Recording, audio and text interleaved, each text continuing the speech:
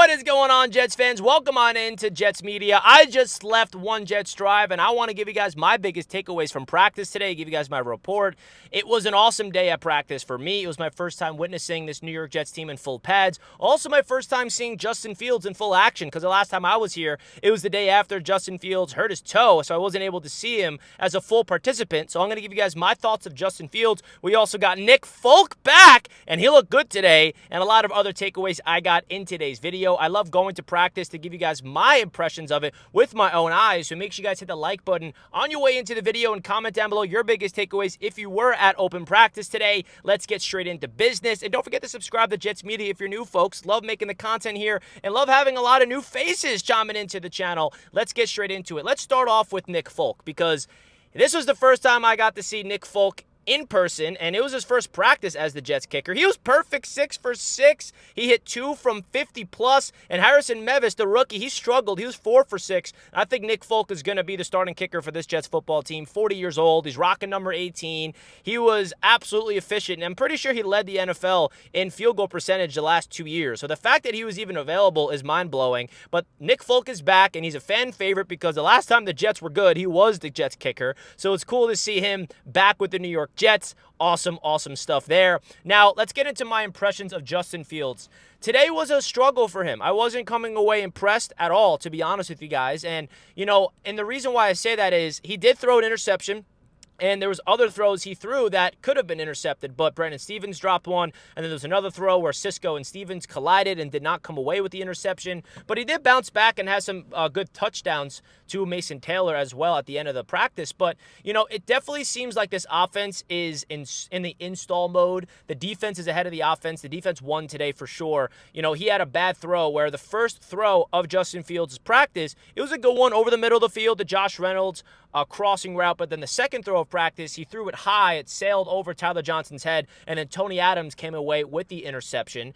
But then Justin Fields did bounce back. It felt like the pressure was definitely getting there, and he was a little frantic, and he didn't really feel comfortable. And I'm not expecting Justin Fields to light it up at practice. And if you're a Jets fan expecting that, you're definitely setting yourself up for failure. I mean, I'm someone that definitely has reasonable expectations for Justin Fields. This is a brand new offense, brand new everything for him. So there's gonna be a learning curve, and I definitely don't expect him to be out there and just dicing up the defense. That's not his game. His game is more in the run, being effective, quick throws. He did have a really nice touchdown throw to Mason Taylor, and it wasn't really a fantastic throw. I mean, the ball was, thrown from the 5-yard line, but the play call is something that I can definitely see the Jets are going to be utilizing it. It felt like an RPO where from the 5-yard line, he faked the handoff to Brees out of the shotgun, kept it, rolled to his right, and then he flicked it across his body to Mason Taylor, who was wide open for the touchdown. That's a play I think the Jets are going to be rolling a lot in the red zone, getting Mason Taylor some looks in the red zone for sure.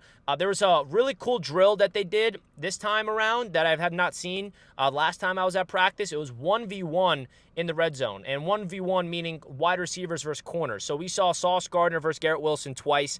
Garrett Wilson won the first battle. Justin Fields put up a perfect ball to Garrett Wilson. He went up there, caught it.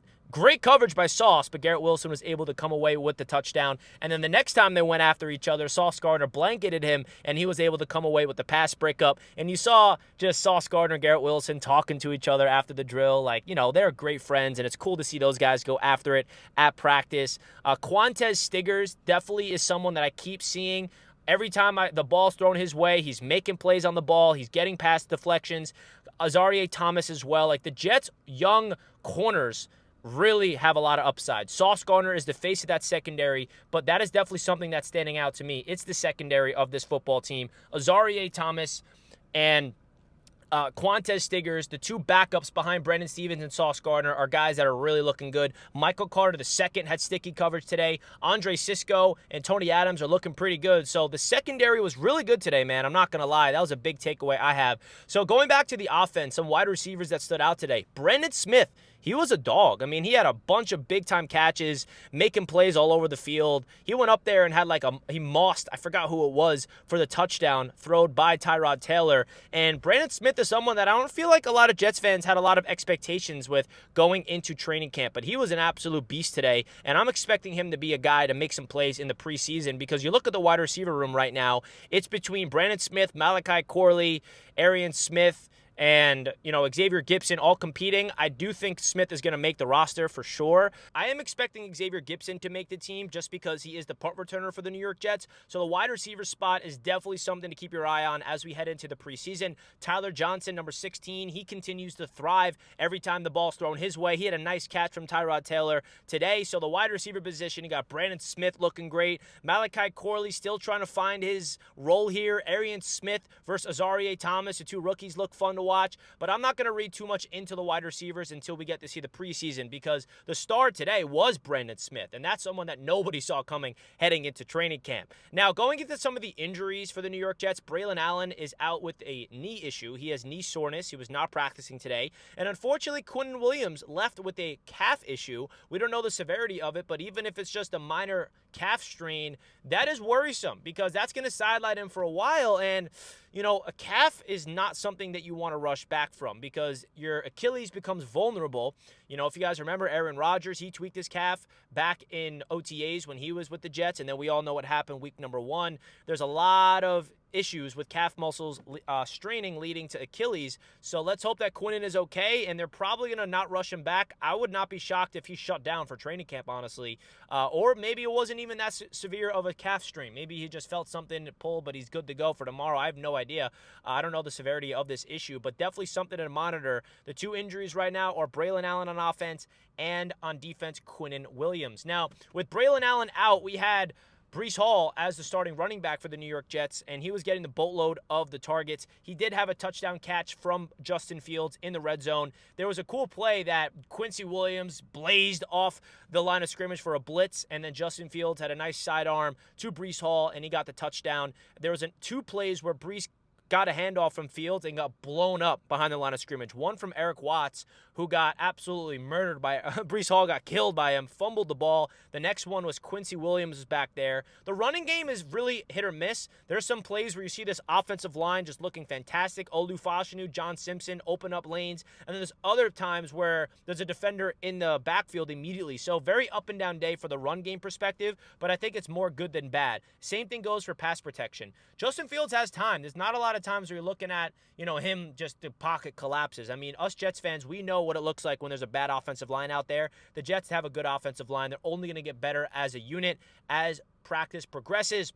And then who stood out to me, is continuously seeing Mason Taylor. But there's another tight end that stood out to me. Stone Smart, the Jets free agent acquisition. I was impressed by his hands. And you can tell when someone has natural hands. And Stone Smart has natural hands. He was running routes in individual drills. And the way that he went up there and attacked the ball and, brought the ball in, you're just like, that guy looks like a wide receiver. Because you look at, for example, Jeremy Ruckert, he doesn't really have natural hands. And that's really what I'm trying to say here. He had a nice touchdown, Stone Smart. He also was just running routes in air and was catching balls that was deep thrown to him in individual drills. And I'm impressed by Stone Smart. I think that he is going to emerge as a weapon in this offense. Mason Taylor is tight end number 1. And I think Stone Smart, he was brought here to be the receiver at that tight end spot. And then, of course, Jeremy Ruckert, Zach Kuntz is part of that tight end room as well. Neil Johnson as well had a touchdown. But, yeah, I think that the tight end spot is going to be intriguing to watch to see how practice progresses. But that's really my overall takeaways, man. The defense won the day. Justin Fields was up and down, had his first interception of practice, or at least the first one I witnessed with my own eyes. But really light day. Wasn't a lot of live, physical battles. The only big physical plays was when Breece Hall got destroyed behind the line of scrimmage from Eric Watts. But outside of that, my biggest takeaways is Nick Folk being back with the New York Jets, hitting his field goals, perfect 6 for 6. And then Justin Fields throwing an interception, bounced back with a nice touchdown to Mason Taylor, a nice touchdown to Breece Hall as well. And then, yeah, that's really my biggest takeaway. So let me know your guys' biggest takeaways in the comments. Love to hear what you guys have to say as always. Love going to Jets training camp, commuting all the way from Long Island.